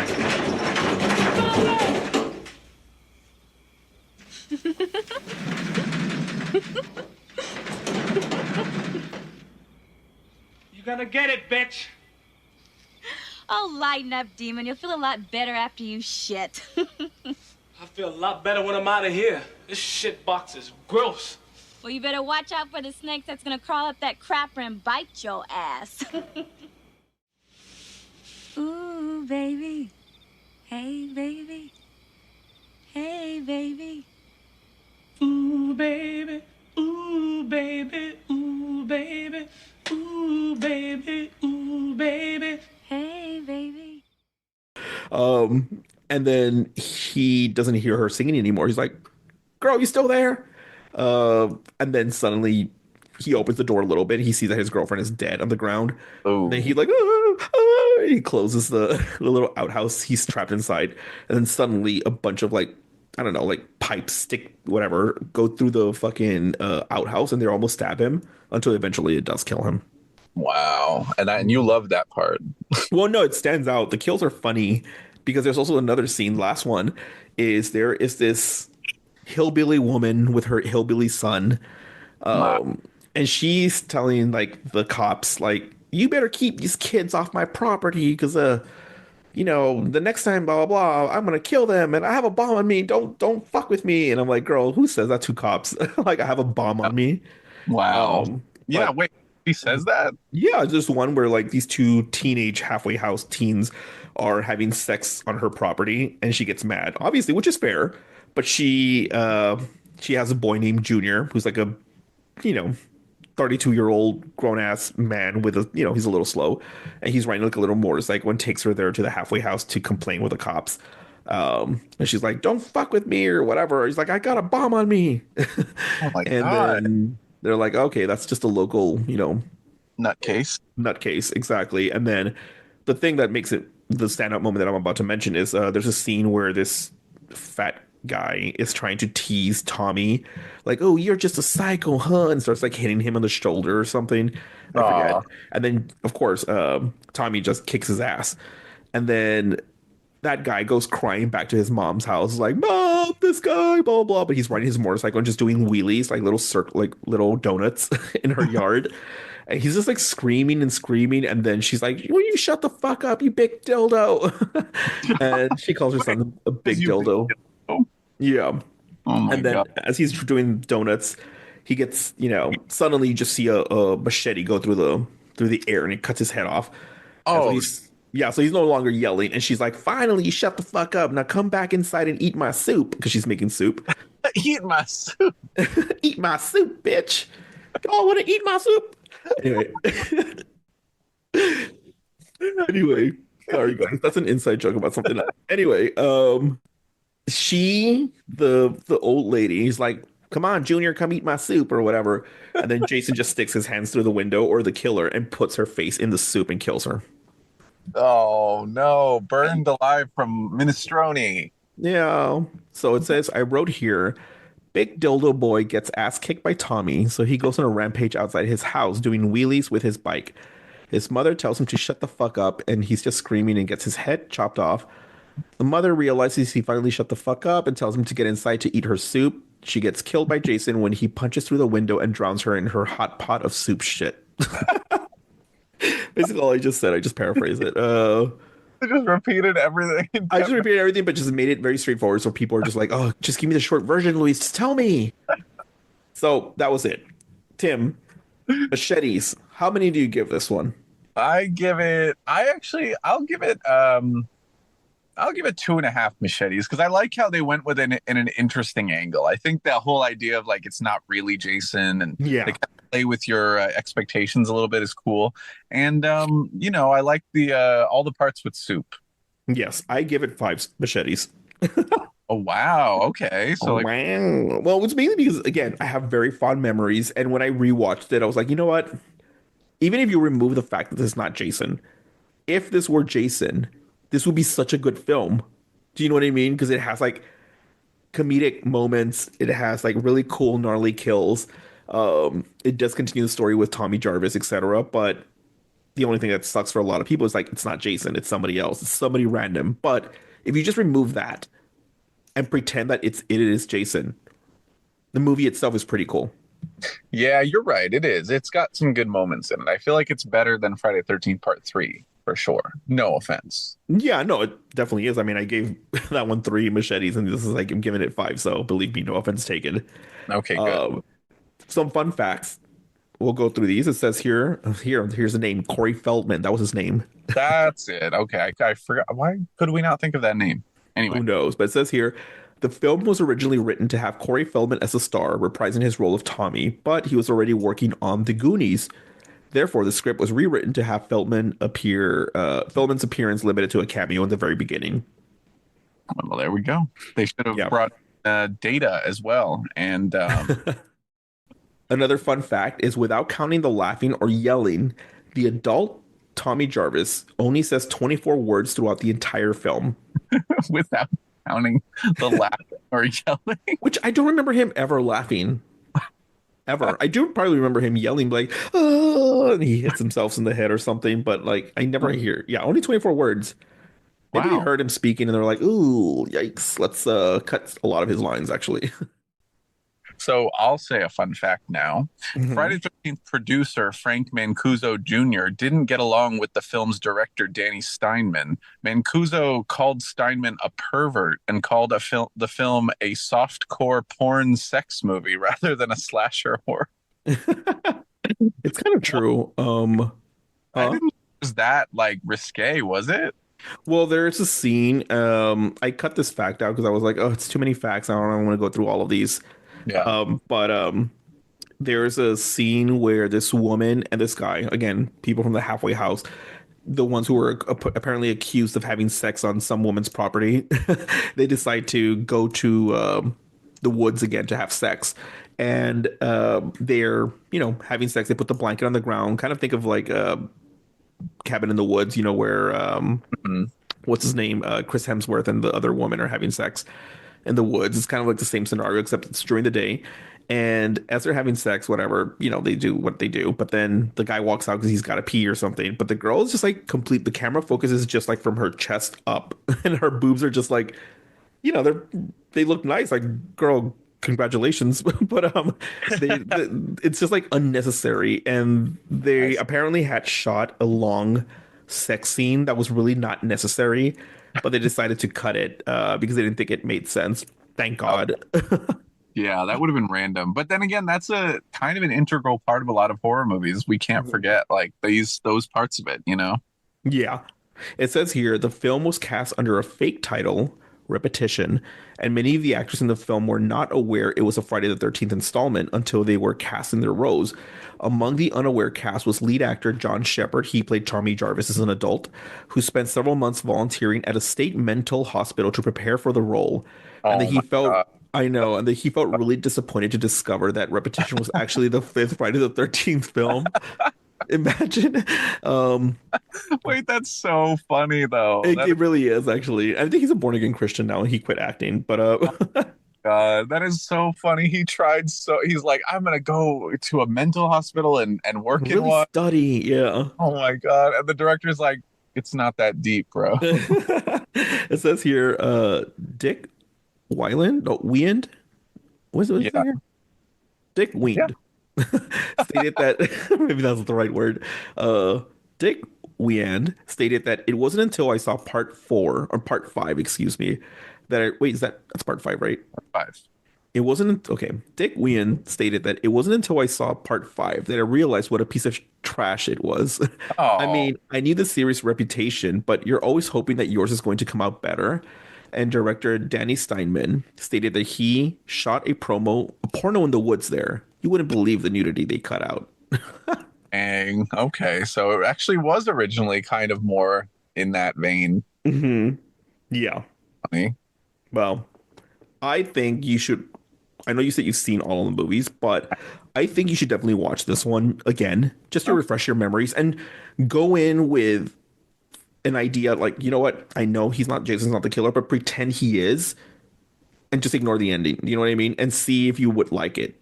okay. I Does will. that make sense? Yeah, no, it does. I feel like you have really hyped this one up for me, and I think I will give this one another watch, honestly. Yay! Yay! You got what you want. Woohoo! Not what Dane wanted. Yeah, exactly. And these were our favorites. Tim, before we stop this part, actually, are there any honorable mentions? Any other movies from the franchise that really stand out to you? Yes, there are. In fact, I almost considered making this my other choice rather than Hmm. part six, but I Yeah. really do like, and the only reason I'm not having it on my list is because I feel a little bit, I don't know, like it might be nostalgia, it might just be because I think it's fun, but I really do enjoy Freddy versus Jason. I do, Yeah. No, I you mean, know. it's kind of those the things like when you watch it at the time, when you watch a movie and people are just like, "Oh my God, this is shit," and then years later you realize like, "Wait, no, this is actually really fun." And I think a lot of people felt that way in my mind about the Mummy movies, with Brendan Fraser. And then I Oh, those recently bad too. Like they're not actually that good, but they are good. Like they're fun. No, and then I recently watched it this year, and I was like, wait, I forgot because I remember I liked them as a kid, I really did. But then later on, I heard, oh, they're not that great, blah blah blah. But then I watched it again. I was like, wait, no, this is a really good action movie. Like it's a great action adventure type film.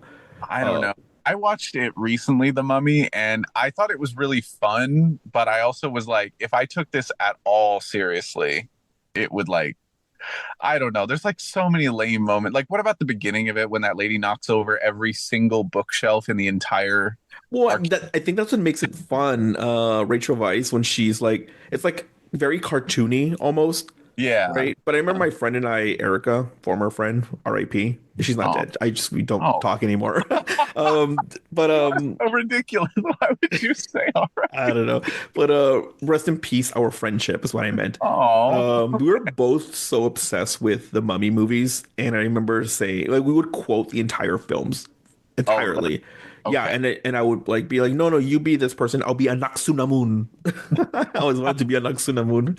A Um, Knox Moon. anyway, yeah, exactly. But yes, going back to Freddy versus Jason, I agree. I think it's a fun movie. People like to shit on it 'cause like, oh, during the early 2000s, people would shit on a lot of things for no reason. People were really mean in the aughts. Yeah. What are some standout moments for you? Well, I feel like the whole movie is so much more actiony than like every other slasher movie. I think because of the director. I think his name is Ronnie Yu, if I'm not mistaken. Yeah, Ronnie Yu, yeah, and he directed the movie in a really like fun, interesting, almost kind of like a martial arts style, yeah, like the fight scenes, and yeah, I just really it's fun to see like your two favorite yeah. slasher film characters like fight each other, and it has Robert Englund as Freddy Krueger, which of course is great, and let's not forget Kelly Rowland is in it, Of fresh for course. Destiny's Child fame. Before we go into Kelly Rowland's iconic performance, Yes, they did kind of tease a potential Freddy versus Jason, you know, United movie in I think it was Jason Goes to Hell. it was, which was so many years before that movie. It's So many actually years, yeah. really funny because like clearly they'd been planning it for a bit, but like Jason Goes to Hell came out in like 1993. And this one came out 10 years later. Yeah, like It that's a took 10 long. years. Like such imagine you're like waiting, and you just see or imagine you're watching Jason Goes to Hell, and then you just see Freddy's, claw thing go out through the dirt and pull down the mask or whatever.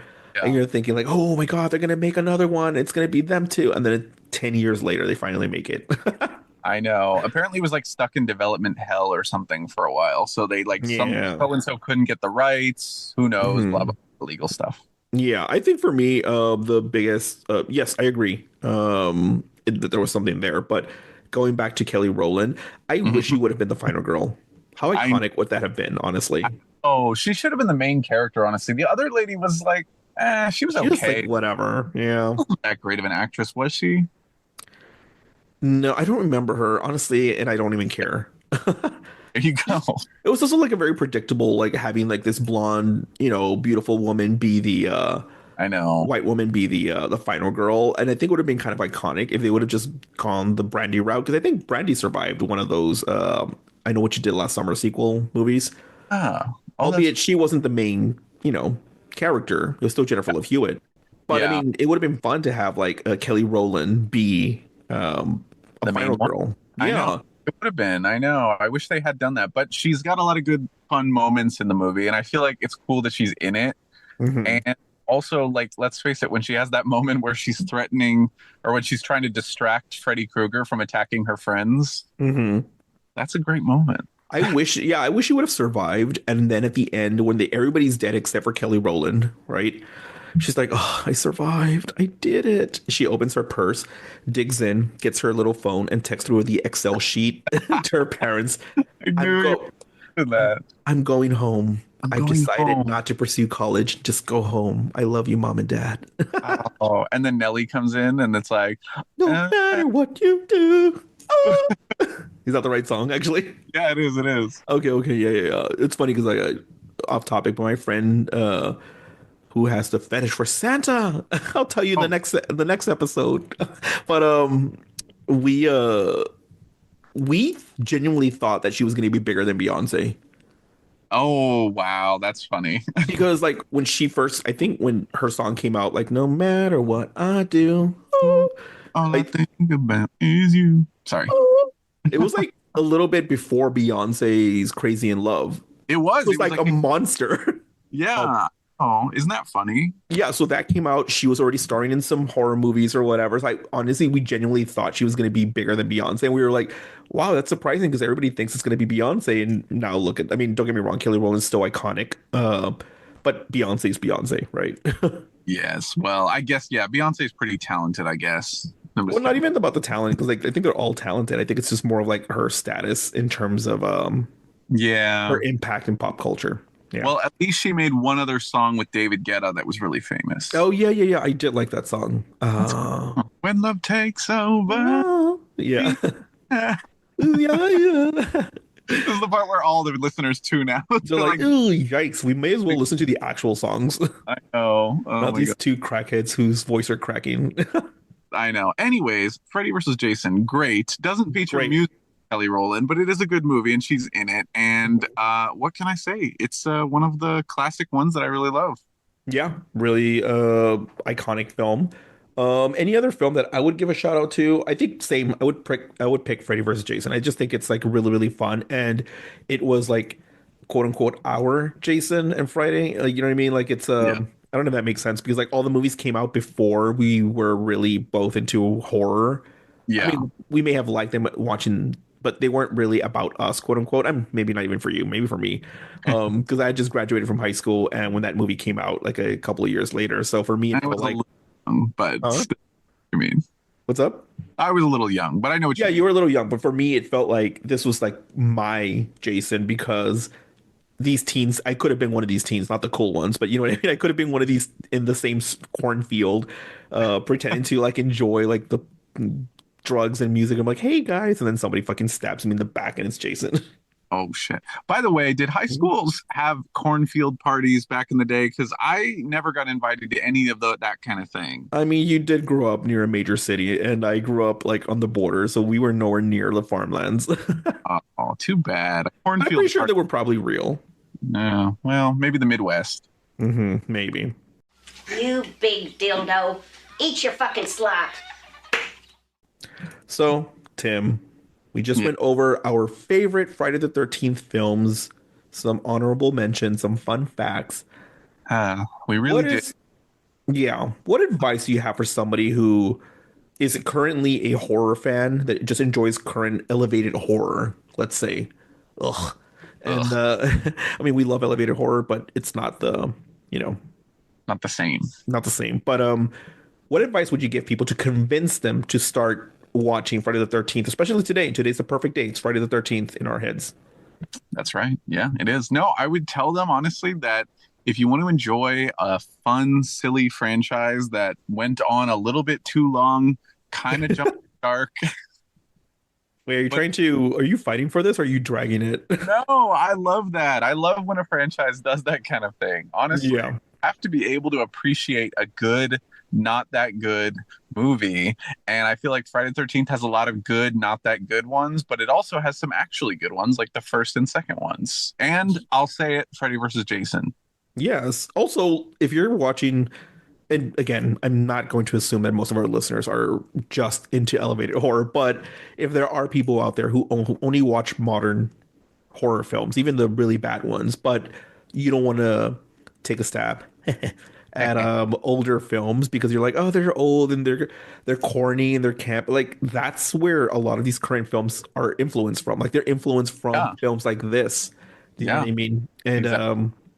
yeah, if you're gonna watch something like uh in a violent nature, which just came out this year, it a lot of it is influenced by uh Jason Voorhees because in I don't know if you've seen this, Tim, but in a violent nature, it's basically a camp horror movie, but from the point of view of the killer. Aha, there we go. See, you But have to it's watch Friday the 13th to know about that kind of thing. exactly, I think so, and I think it's important to watch these films because it has influenced a lot of current horror films that you may not even realize it. But when you watch these Friday the 13th films, you're like, oh wait, I remember seeing, you know, Pearl, for example, not Pearl, Mr. Krabs. Mr. Krabs, the like the movie X. It's very Texas Chainsaw inspired, very Friday the 13th, etc. So I really recommend that you watch these films as well. Okay, well, noted. Well, not for you. I'm telling the listeners. You've already seen these. Are Well, you okay, high, fine. Tim? I am not. Oh, okay. Oh, What's the next? Okay, so the next episode that you're going to be on is going to be this episode called Evil Santa, the not safe for work episode. oh no. And we've already recorded this episode, but we want people to know when to expect more Tim. More Tim. We want more. You want more of me? Yeah. What do you have to say if you want to like tease people on the upcoming episode? What do you want to say to them about this not safe for work episode? Well, it's a not safe for work episode number one, and it's going Mhm. to be about Santa. And all I can tell you is that we drag Santa through the dirt. We do not hold back on him. We tell our true thoughts about what he is. And then we even have some surprised guests who I Oh think yeah. you'll find you'll find their testimony really interesting. Yes, we agree. And Tim is right. I held Santa Claus by the arms as Tim got a pail of water and threw it into the dirt, mixed it with Yes. mud. Right. You made it into mud, excuse me, and then Right. got a big scoop of pig shit and threw it in there and mixed it. And then we dragged Santa face first so he can learn how it feels to feel like shit. I don't know what I'm saying. But anyway, Tim, I want to thank you once again for being on the podcast to discuss our favorite Friday the 13th films. You're welcome. Thank you for having me, as always. Yeah, Yeah. sure.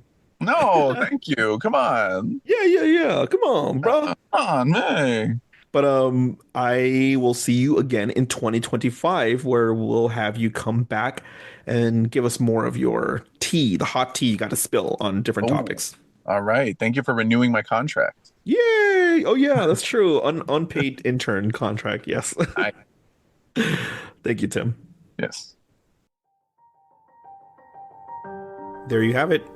We recap some of our favorite sequels from the Friday the 13th franchise and some honorable mentions. Are there any surprises or are we just dead wrong in our ratings? Sound off in the what did you think of this episode section of wherever you're streaming this episode. Also, make sure to check us out on all of our socials under Itty Bitty Horror, and follow, like, and subscribe to us on Apple Podcasts or Spotify. And make sure to click on the bell notification so you can be notified whenever we drop a new episode. And if you could leave us a 5-star review, we would really appreciate it. It really does help us get discovered by other listeners. As for next week, Tim joins us once again, and we're going to be exposing Santa Claus for the evil man that he is. The episode may get a little bit on the not safe for work side, so make sure you listen to this in an appropriate setting. Thanks once again, and remember, even the smallest chills can linger long after the story ends.